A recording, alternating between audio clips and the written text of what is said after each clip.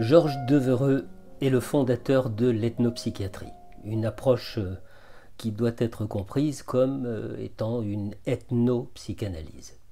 Né en 1908 et mort en 1985, ce psychanalyste et anthropologue franco-américain d'origine hongroise est l'auteur de nombreux ouvrages, parmi lesquels des essais d'anthropologie générale parus en 1970. Alors aujourd'hui, je voudrais vous présenter brièvement l'un des chapitres de cet ouvrage qui est intitulé « La voix des enfants ». Ce que Georges Devereux explore dans cet écrit, ce sont les obstacles psychoculturels à la communication entre les enfants et les adultes. Il s'inspire des travaux de Ferenczi et tout particulièrement du livre « Confusion des langues », en mettant en lumière les malentendus qui naissent de la différence entre le langage affectif de l'enfant d'une part et l'interprétation conceptuelle de l'adulte d'autre part.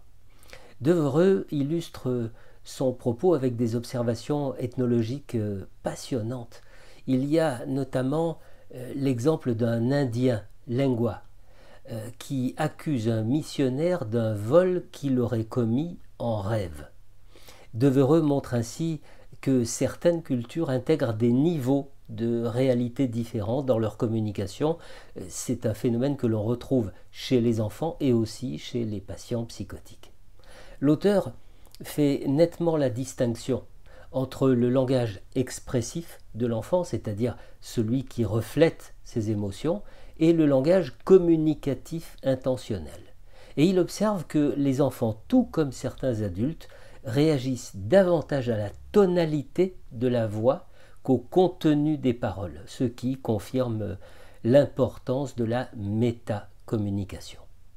Devereux éclaire aussi la fonction du langage à l'aide d'exemples aussi bien cliniques que ethnographiques. Celui des enfants moaves qui refusent d'avouer des pratiques sexuelles en utilisant la langue anglaise alors qu'ils s'expriment tout à fait librement sur le sujet dans leur langue maternelle. Ou encore le cas d'un enfant n'utilisant que des caquetages jusqu'à ce qu'on reconnaisse sa colère refoulée. Ou de même une patiente murmurant de manière incompréhensible pour masquer une détresse affective profonde. Tous les cas évoqués par Devereux montrent que les enfants et certains adultes expriment leurs émotions par des moyens détournés, rendant souvent très difficile la compréhension de ces émotions. Quant à la perception de la réalité, elle est chez l'enfant plutôt singulière. Un bombardement peut lui sembler un acte délibéré de la part de ses proches, exactement comme un événement économique d'envergure mondiale paraît totalement incompréhensible à un peuple isolé.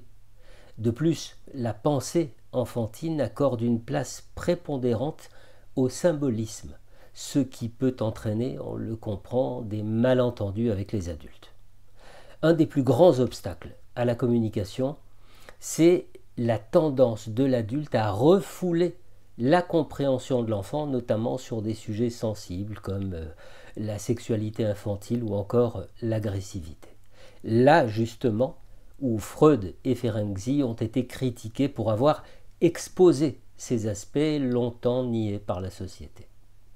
Georges Devereux est très critique concernant la vision négative de l'enfant inculquée par la culture adulte.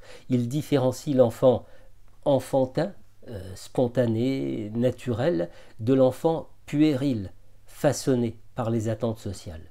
Il compare cette oppression à celle qui a été exercée sur des groupes dominés, comme à l'époque les Noirs dans le sud des États-Unis.